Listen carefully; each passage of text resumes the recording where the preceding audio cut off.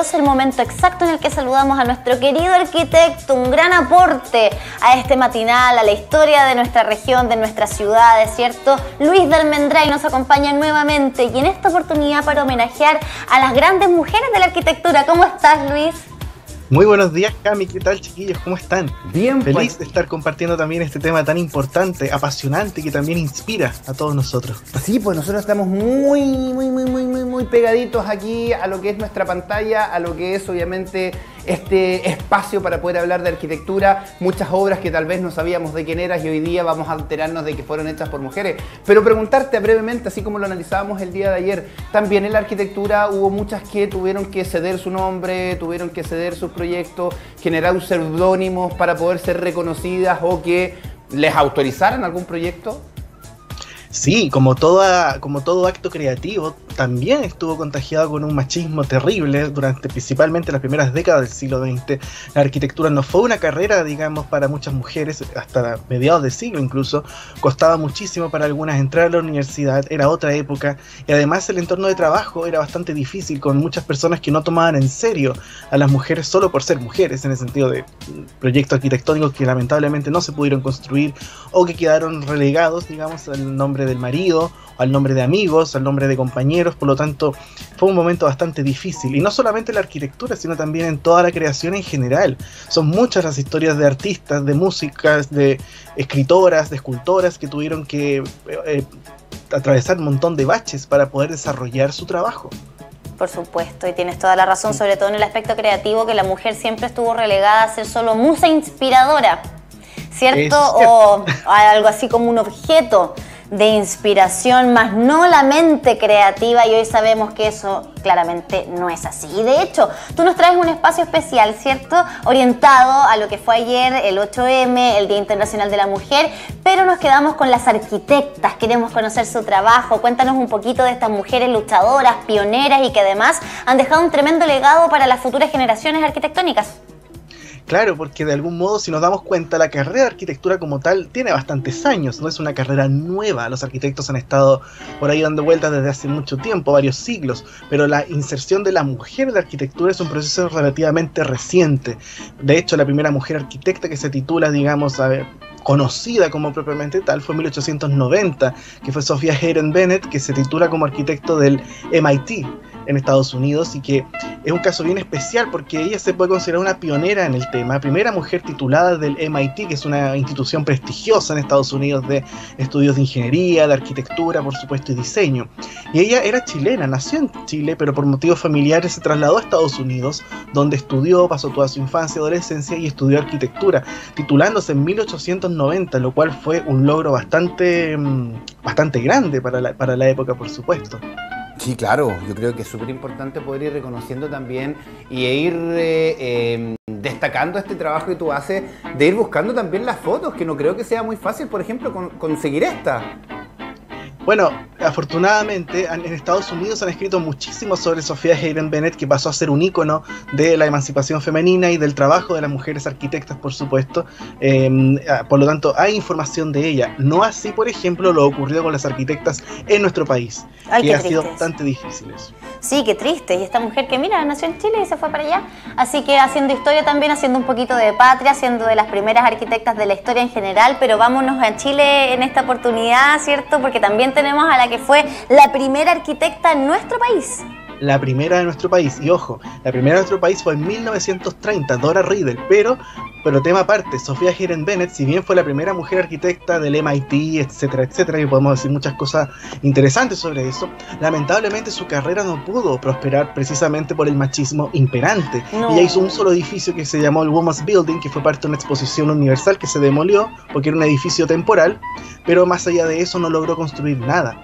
Y eso fue bastante duro, no solamente para ella, sino para muchas mujeres que decidieron seguir ese camino. Sí, claro, imagínate la tremenda lucha y que finalmente igual a la hora de la pega se te cierren muchas más puertas. O sea, claro, llegas cansado en la década de luchando. 1920 entran las primeras mujeres aquí en Chile a estudiar arquitectura. La primera que se tituló fue Dora Riedel, no fue la primera en entrar a estudiar arquitectura, otras chicas también lo hicieron, pero no terminaron la carrera, se fueron antes, quedaron pendientes, no sé.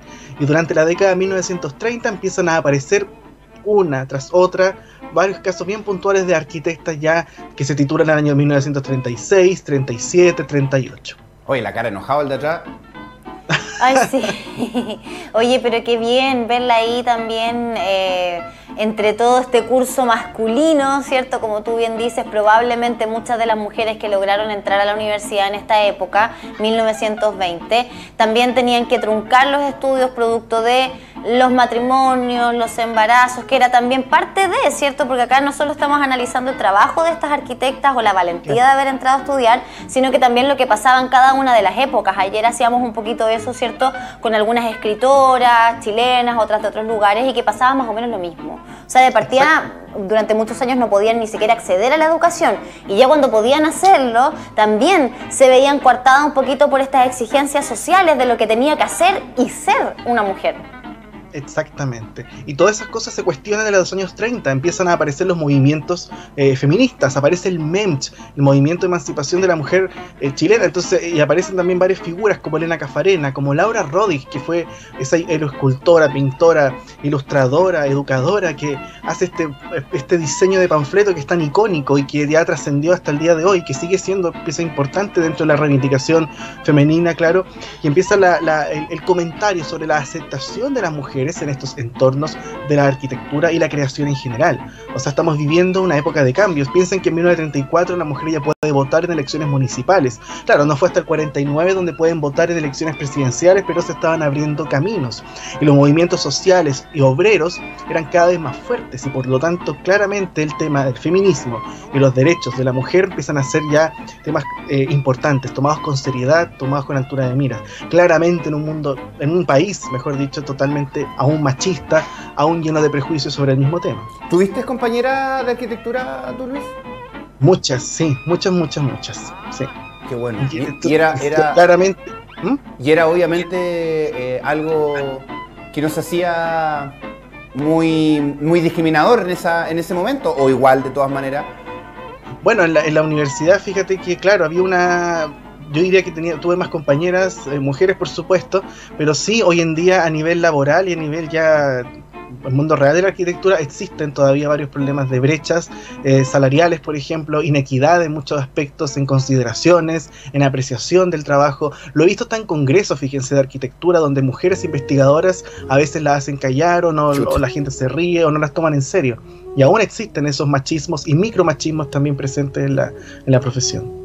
Uy, qué lamentable, qué lamentable, porque además uno se espera de personas que han tenido la oportunidad de educarse, han tenido la oportunidad muchas veces de viajar. Uno esperaría que la universidad fuera derribando un poquito todas esas barreras que están aquí nomás en la cabeza de cada uno, y lamentablemente nos encontramos con una realidad que nos golpea todavía en la cara. Por eso siempre decimos que la lucha continúa, ¿cierto?, por conseguir esta igualdad tan anhelada, que solo 10 países, estaba leyendo hace un ratito, está en el Instagram de hecho de Bio Chile, un estudio que señala que solo 10 países en el mundo consiguieron la igualdad entre hombres y mujeres. Imagínate, igualdad en todos los aspectos, salariales, de oportunidades, el tema de la maternidad y la paternidad, por ejemplo, en fin. Sigamos conociendo más ejemplos, porque ya veíamos a Dora Riedel, ¿cierto?, en imágenes ahí con su curso predominantemente masculino, pero ella como la primera mujer titulada de arquitecta en nuestro país. Comentábamos también el panfleto de este movimiento de emancipación, pero hay una arquitecta que ha sido predominante también en este espacio, Luis, y que está en esta oportunidad, que es Luz Sobrino. Luz Sobrino Sanz, nuestra querida Luz Sobrino, gran maestra de la arquitectura, primera arquitecta en Concepción, fue de las primeras, digamos, 15 arquitectas tituladas en Chile. Se tituló en 1938 y retornó a Concepción después del terremoto del 39 a reconstruir. Trabajó incesantemente, estamos hablando de una carrera extensa de casi medio siglo, creando casas en edificios comerciales, algunos industriales, incluso religiosos, y sin parar.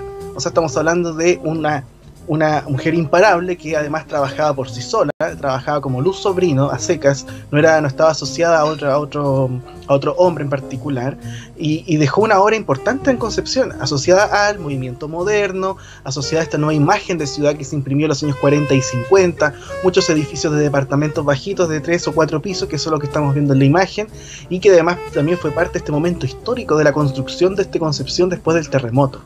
trabajando codo a codo con estos jóvenes arquitectos que llegaron después de la catástrofe, como Fernando Moscoso, Guillermo Caulen, Budenberg, etcétera, muchos más que arriban a la zona a reconstruir. Y forma parte de este trabajo colectivo, forma parte del colegio de arquitectos que estaba recién naciendo por esos años, forma parte de los impulsos culturales, porque además Luz Sobrino, además de arquitecta, era una excelente artista visual. Ella pintaba, incluso hizo ciertos guiños de escultura en algún momento.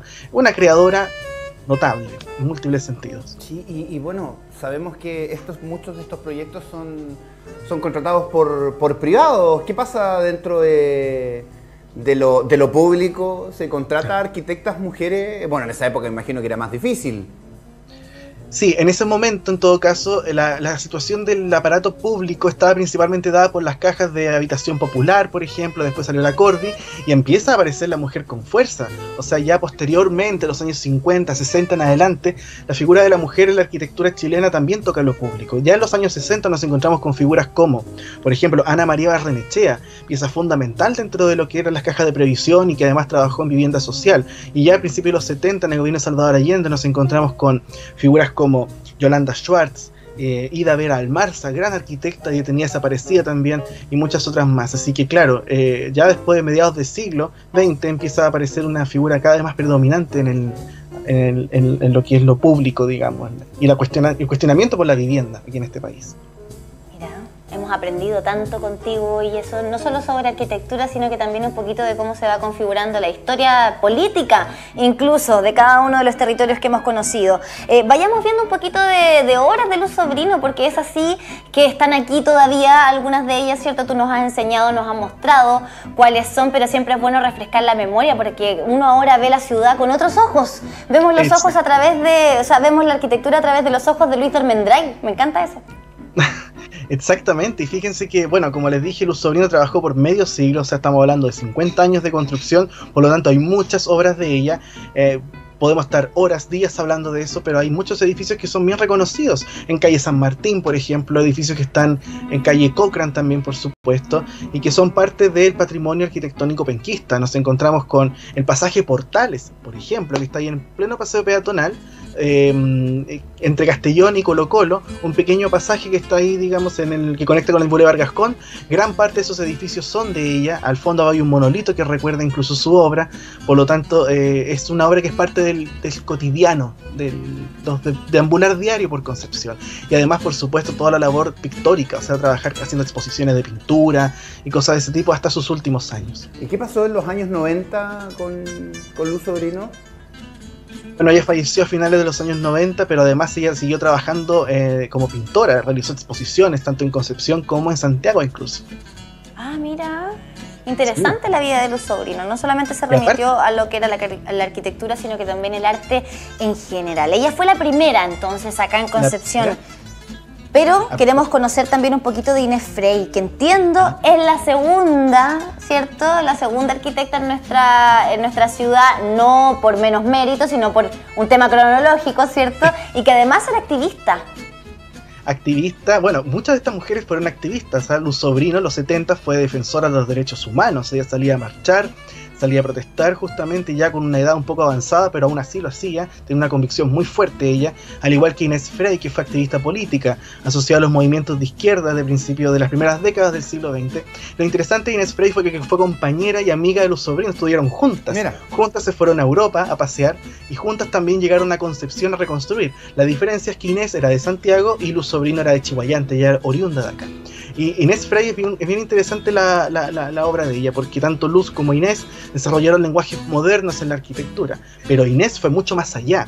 Asociada a su marido Santiago Aguirre del Canto, desarrollaron obras cada vez más futuristas, como el Teatro Explanada, donde está La Habana actualmente, en calle Barros Arana, el edificio Pequi, en calle Barros Arana también, o un mausoleo de la familia Claramunt en el cementerio. Obras muy vanguardistas y futuristas. Sí, el tema de los mausoleos igual es un tema que hemos conversado contigo, Luis, porque claro, es parte de lo que significa nuestro patrimonio y que obviamente ahí estamos mostrando algunos, si no me equivoco, esa casa es de Talcahuano, ¿no? Sí. No. ¿No? O de provincia de Arauco, que nos mostraste tú su trabajo en algún momento. La casa, una de color rojo. No, una casa amarilla que tiene un techo bien particular. No. estamos viendo ahora, esas son las obras de Gabriela González, la tercera arquitecta que, digamos, trabajó en Concepción, cuarta en realidad, debo decir por qué, y esa casa estaba en Valdivia, en el campus de la Universidad Austral. Gabriela González de Grote fue otra arquitecta que llegó a Concepción en la década, a finales de los 40, ganó el primer proyecto grande que hizo que fue el Arco de Medicina de la Universidad de Concepción, y en los años 50 trabajó en la Universidad Austral de Valdivia haciendo la planificación urbana, y además algunos proyectos como esas casas A, que son unas casas tipo cabaña que todavía existen, que están justo en la ribera en Río Calle. Qué cosa más linda. Y cuéntanos un poquito, bueno, de la arquitecta que está detrás de estas obras, pues, y de esa casa de Valdivia, qué ganas, ¿no? Qué ganas de estar ahí, con esa chimenea de piedra maravillosa. Sí, bueno, el tiempo avanzó, los años 40 avanzaron, Inés Frey se fue de Concepción, Luz Sobrino permaneció, llegaron otras chicas como María Cristina Suazo, que al final se fue a Los Ángeles a trabajar en los años 40 y 50, Berta Cifuentes en Chillán, y en los años 50 aparece Gabriela González, que ya mencionamos un poco su paso por Valdivia, pero ella también es recordada por trabajar en los primeros rascacielos, entre comillas, de Concepción, edificios de 8 pisos, edificios cada vez más altos, muy bien estructurados, muy bien diseñados también, que son parte de este patrimonio moderno en los años 50 en la ciudad de Concepción. Edificios como ese que está en San Martín frente al Berluis, por ejemplo, o ese que está en Aníbal Pinto, donde se conecta con el Centro Español, son obras de ella. Estamos hablando de una arquitecta realmente notable y que además tuvo sellos arquitectónicos impresionantes como el Arco de Medicina o la Parroquia San José de Talcahuano. Sí, esa parroquia es muy bonita, también nos han mostrado, y aparte obviamente el Arco de la UDEC que es emblemático. Son sellos. Claro, son parte de nuestra historia como penquistas también, po. Claro, absolutamente. Y aparte son otra, ya estamos hablando de otra época, o sea, ya empiezan a aparecer esta nueva generación de mujeres arquitectas que ya también se contagian de lo que fue la reforma de la década del 40 en la Universidad de Chile. Tienen una visión cada vez más social, cada vez más política, cada vez más cultural también en múltiples sentidos. Mira, Luis, ahí estamos revisando precisamente el Arco de la UDEC 11 cuando se podía pasar en auto para allá y está la iglesia de Talcahuano también muy linda.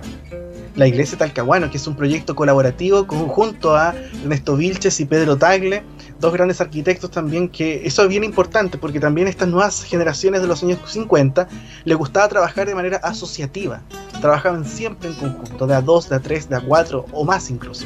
Entonces siempre se generaban estos grupos de arquitectos bien importantes. El Arco, por ejemplo, es una asociación entre Gabriela González y Edmundo Budenberg, otro arquitecto muy importante y también, por supuesto, olvidado. Oye, ¿y en qué momento entonces apareció este mito de no pisar el logo porque si no ibas a estudiar el logo de Conce? Porque ahí se pasaba en auto encima. Es nuevo, es súper nuevo. Ah, nuevo. A la gente le gusta inventarse sus tradiciones, también sus mitos, lo hace de repente un poco más interesante. Debo reconocer que hubo harto tiempo en el que no pasaba por ahí y nunca ni siquiera entré a estudiar. Sí, pues. Así que después ya lo pisamos. Pero, no, ya. Vamos a seguir avanzando mejor en lo que nos tiene Luis, por supuesto, en estas arquitectas. Qué linda de recordar ese pasado también, a decir, mira cómo era antes, y me impresiona mucho, vuelvo a insistir, que se pudiese pasar por el arco de la U de Conce. Sí, efectivamente, y también el valor que tienen estos edificios, o sea, todos reconocemos esas obras como símbolos tanto de Concepción o la iglesia en Talcahuano con su singular forma que es bastante llamativa e inusual para ser una iglesia, pero así van apareciendo varios íconos arquitectónicos en la intercomuna, como por ejemplo incluso el Lota. Lota, qué lindo, Lota. Y ahí está el Sindicato de los Mineros.